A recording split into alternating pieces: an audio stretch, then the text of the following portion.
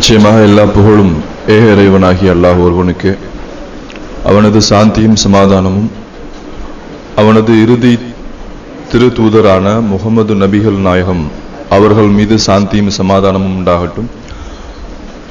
அவர் மீதும் அந்த இறுதி தூதராகிய முகமது நபிகள் நாயகம் ஸல்லல்லாஹு அலைஹி வஸல்லம் அவர்களை பின்பற்றி வந்த சத்திய சஹாபாக்கள் மீதும், இன்னும் அவரது குடும்பத்தினர் மீதும், நம்மீதும், நமது குடும்பத்தினர் அனைவரின் மீதும் என்றென்றும் உண்டாவதாக. ஆமீன். மேலும் வார்த்தைகளிலே சிறந்ததாக அல்லாஹ்வினுடைய வார்த்தை என்றும், வழிமுறைகளிலே சிறந்ததாக இறுதி தூதராகிய முகமது நபிகள் நாயகம் ஸல்லல்லாஹு அலைஹி வஸல்லம் அவர்களுடைய வழிமுறை என்றும், செயல்களிலே மிகவும் கெட்டது மார்க்கத்திலே புதிதாக காரியங்களை உண்டாக்கி அதை மார்க்கம் என்று விளங்கிக் கொள்வது, இந்த செயல்களிலிருந்து அல்லாஹ் நம் அனைவரையும் பாதுகாப்பானாக என்று கூறி எனது உரையை ஆரம்பம் செய்கின்றேன். அஸ்ஸலாமு அலைக்கும் வரஹ்மத்துல்லாஹி வபரகாத்துஹு. இன்றைக்கு நான் உங்களோட ஷேர் பண்ணிக்க வந்த விஷயம் ஒரு தாபீன்கள், தபா தாபீன்கள், இவங்க காலகட்டத்திற்கு பின்னாடி நடந்த ஒரு சம்பவம். நான் என்னை பத்தி ஒரு சின்ன ஒரு அறிமுகம் செஞ்சுக்கிறேன். எல்லாத்துக்கும் தெரியும், என்னோட பெயர் பழைய பேர் சங்கர் நாராயணன். அல்ஹம்துலில்லாஹ் ஒரு 7 வருஷத்துக்கு முன்னாடி அப்துல் ரஹீமா மாறியாச்சு. சொந்த ஊர் குளித்தலை, ஜமால் முகமது காலேஜில் தான் படித்தோம். அப்புறம் ஜாப்காக இங்கே சென்னை வந்தாச்சு. என்ன கல்யாணமே ஒரு குழந்தை இருக்கு, அல்ஹம்துலில்லாஹ். இப்போ நான் இங்க உங்ககிட்ட பகிர்ந்துக்க வந்த விஷயம் பார்த்தீங்கன்னா, ஒரு இன்றைய காலகட்டத்தில் இஸ்லாமியர்களுக்கு எதிராக உள்ளவங்க செய்த சதி, அதாவது பல 100 ஆண்டுகளாக செய்த சதி வெற்றி பெற்று அது இன்னைக்கு நம்ம மக்கள் மத்தியில பரவிட்டு இருக்கு அப்படிங்கிறத ஒரு விழிப்புணர்வுக்காக அதை கொண்டு வந்திருக்கேன் நான். ஏன் அப்படின்னா, ஒரு ஆங்கிலேய மன்னன் ஒரு இஸ்லாமிய சாம்ராஜ்யத்தை தோற்கடிக்கிறதுக்காக ஒரு மிகப்பெரிய படையை திரட்டிட்டு ஒரு கலீஃபாவோட ஆட்சி நடக்கும்போது சண்டை போடுறான். சண்டை போடும்போது என்ன ஆகுதுன்னா, அந்த ஆங்கிலேய படை முற்றிலுமாக மண்ணை கவுது. மிகப்பெரிய தோல்வி. அந்த கலீஃபாவோட ஆட்சி, கலீஃபா வெற்றி பெறுறார். வெற்றி பெற்றுட்டு ஒரு வெற்றி திளைப்புல அவங்க இருக்காங்க. இவங்க தோல்ந்து போன ஒரு துக்கத்துல இருக்காங்க. எப்பவுமே அடிப்பட்ட பாம்பு என்ன பண்ணும், அடுத்தது சீரணும் தான் நினைக்கும் இல்லையா? அதே மாதிரி இந்த ஆங்கிலேய மன்னன் தன் படைகளை தோற்று போன தன் படைகளை தட்டிட்டு பின்வாங்கிட்டு போயிடறான். போகும் பொழுது தன்னுடைய ஒரு அமைச்சர் கூட்டத்தை ஆலோசனைக்காக கூப்பிடுறான். அந்த ஆலோசனையில நல்ல அறிவு சார்ந்த நல்ல நிறைய மேதைகள்லாம் உட்கார்ந்து பேசுறாங்க. எப்படி பேசுறாங்கன்னா, இந்த முஸ்லிம்களை ஏன் நம்மளால தோற்கடிக்க முடியல? இத்தனைக்கும் அவங்க படைகள்ல நம்மளை விட கம்மி, ஆயுதங்கள்ல நம்மளை விட கம்மி, செல்வாக்குகளை நம்மளை விட கம்மி, ஆனா இவனுங்களை தோற்கடிக்கவே முடியலையே, ஏன், என்ன காரணம்? இது எல்லாருமே ஒரு பெரிய ஆச்சரியமா அங்க இருக்கவங்களுக்கு தெரியுது. அப்ப அதுல ஒருத்தன் சொல்றான், அங்க நிறைய ராஜதந்திரம் பண்றாங்க அப்படின்னு. ஏன் நம்ம ராஜதந்திரம் பண்றது இல்லையா?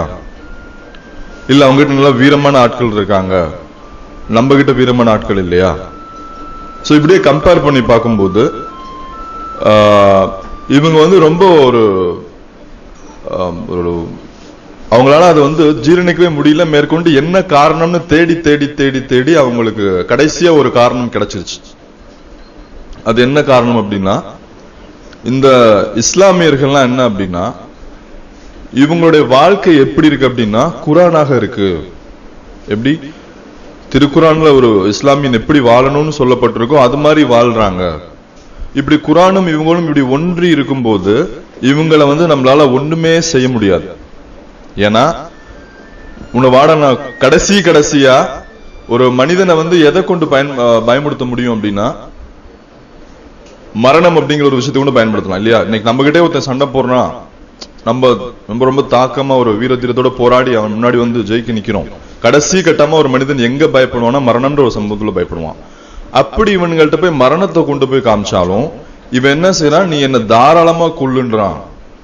ஒரு மரணத்தை நேசிக்கக்கூடிய கூட்டத்தோட போய் நம்ம மோதிட்டு இருக்கோம். இந்த மாதிரி ஒரு கிறுக்குத்தனமான ஆளுங்களை அவன் சொல்றான். இந்த மாதிரி ஒரு கிறுக்குத்தனமான ஆளுங்களை நான் கண்டதே இல்லை என் வாழ்நாள்ல. ஒருத்தன் உயிருக்கு பயந்து ஓடிதான் நான் பார்த்திருக்கேன். இவன் என்னை ஏத்துட்டு வரான். அவன் கையில எதுவுமே இல்லை ஆயுதம், என் கையில எல்லாமே இருக்கு. ஆனாலும் வந்து என்ன தோற்கடிச்சிடறான். என்னன்னு கேட்டா நான் மரணத்துக்கு அஞ்சுறவன் இல்லை, மரணத்தை நேசிக்கக்கூடியவன். ஏன்னா அந்த மரணத்தின் மூலியமா எனக்கு என்னுடைய இறைவன் மிகப்பெரிய ஒரு பொக்கிஷத்தை கொடுக்க போறான். இப்படி எல்லாம் பேசிட்டு இருக்கானுங்க.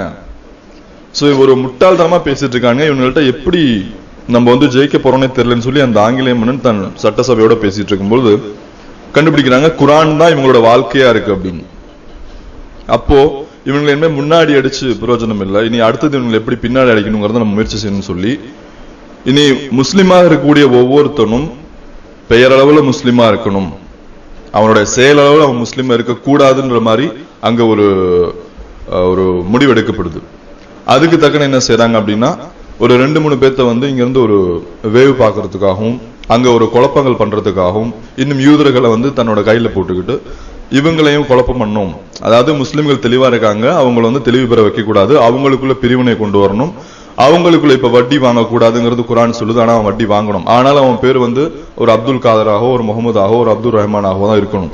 பெயரளவுல அவங்க எல்லாரும் முஸ்லீமாக இருக்கணும், ஆனா அவங்க செயலளவுல அவங்க யாரும் முஸ்லீம் இருக்கக்கூடாது. இதை நம்ம வந்து கையில் எடுக்கணும்னு சொல்லி அங்க இருக்கக்கூடிய முஸ்லீம்களுக்கு உலக ஆசையை கொஞ்சம் கொஞ்சமா காமிச்சு அதே மாதிரி வட்டி வாங்கக்கூடாதுனாலும் வட்டி வாங்க வச்சு, மது அருந்தக்கூடாது மது அருந்த வச்சு, விபச்சாரம் செய்யக்கூடாது தடுக்கப்பட்ட அதையும் இவங்க செய்ய வச்சு, எவ்வளவுக்கு எவ்வளவு வந்து பின்னாடியில இருந்து குத்த முடியுமோ அவ்வளவுக்கு எவ்வளவு வந்து அந்த முஸ்லிம் சமுதாயத்தை வந்து சீர்கெடுக்கணும்னு முடிவு பண்ணி அதுல அவன் அப்ப அவ்வளவா வெற்றி காணல. ஆனா இப்ப நம்ம கண் கூட பாக்குறோமா இல்லையா, அந்த நம்ம மக்கள் மத்தியில எந்த அளவுக்கு அவன் அப்ப போட்ட விதை இன்னைக்கு எப்படி விருச்சகமா இருக்கு அப்படிங்கறத.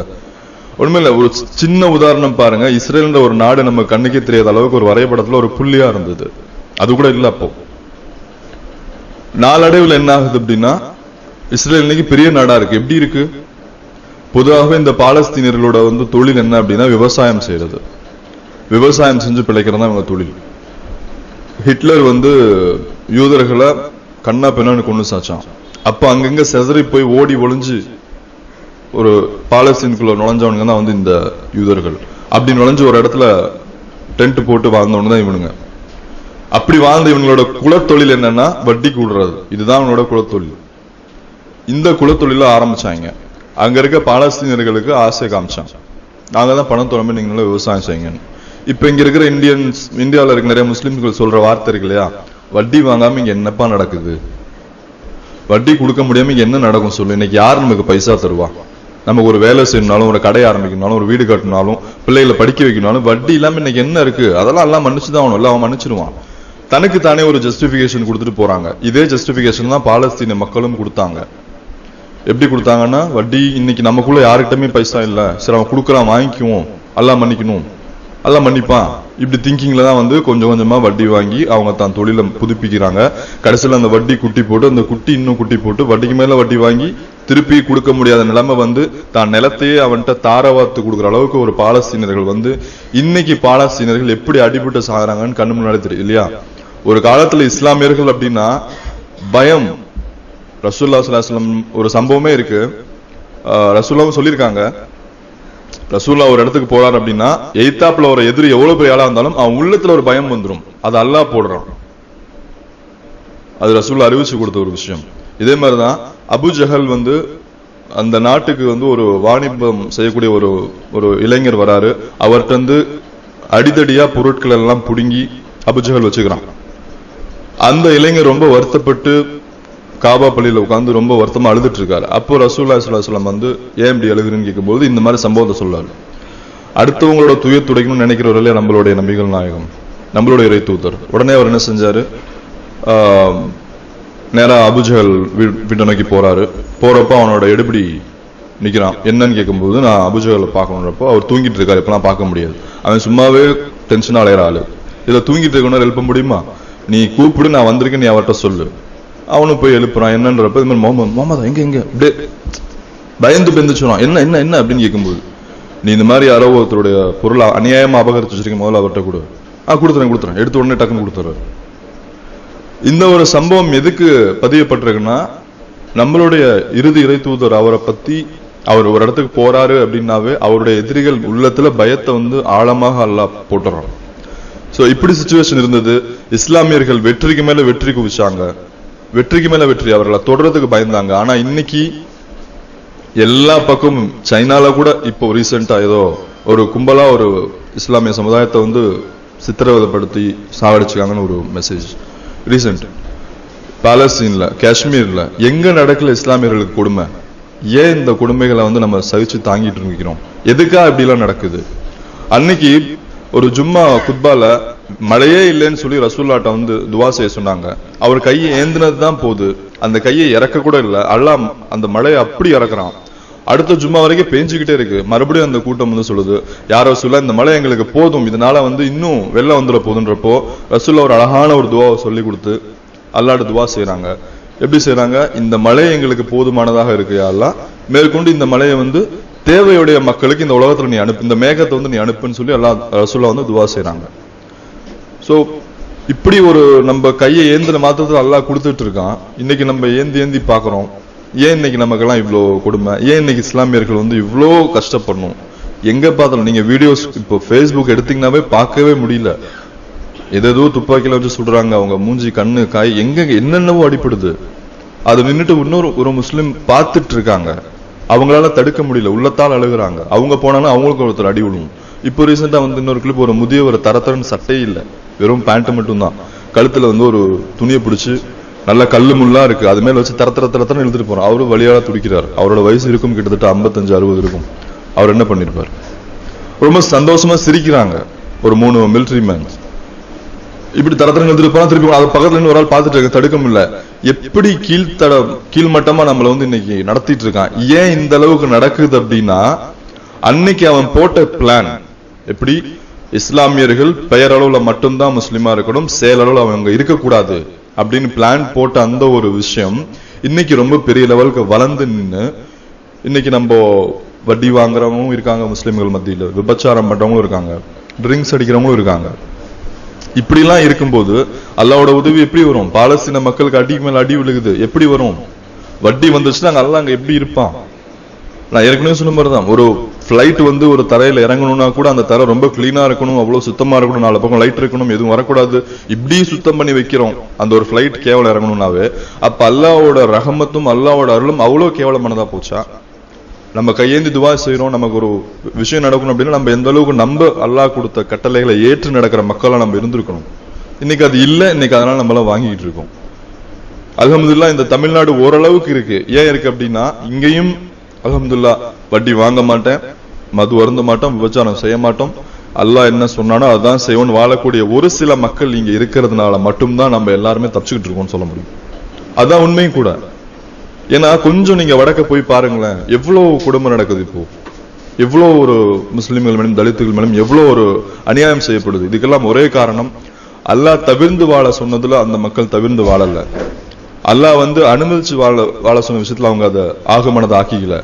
சோ இந்த விஷயத்துல நம்ம கன்சிடர் பண்ணி நம்மளும் சரி நம்மளை சார்ந்தவங்களையும் சரி அல்லாஹ் என்ன செய்ய சொல்லி வாழ சொன்னானோ அதை மட்டும்தான் வாழணும். அல்லாஹ் எதுக்காக நம்மளை படைச்சான்? வமா ஹலகத்துல் ஜின்ன வல் இன்ஸ இல்லா லியஅ்புதூன், உங்களை நான் படைத்ததற்கு காரணமே என்னை வணங்குறதற்காக மட்டும்தான்.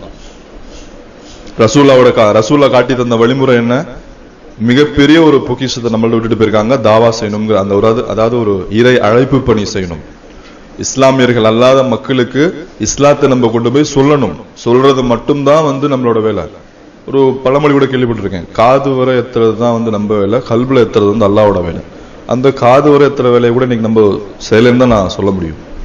அந்த ஒரு விஷயத்திலையும் நம்ம கவனம் செலுத்தணும். சோ எதற்காக இந்த உலகத்துக்கு வந்தோமோ அந்த நோக்கத்தை செம்மையும் சீரிய முறையில செஞ்சு முடிச்சு நம்மளும் செய்யணும், நம்மளை சார்ந்த மக்களையும் செய்ய தூண்டணும். அந்த ஒரு மக்களாக அல்லாஹ் நம்மளையும் ஆக்கி அருள் புரிவனாக என்று கூறி எனது உரை நிறைவு செய்கின்றேன். வாஹிரன் அல்ஹம்துலில்லாஹி ரப்பில் ஆலமீன்.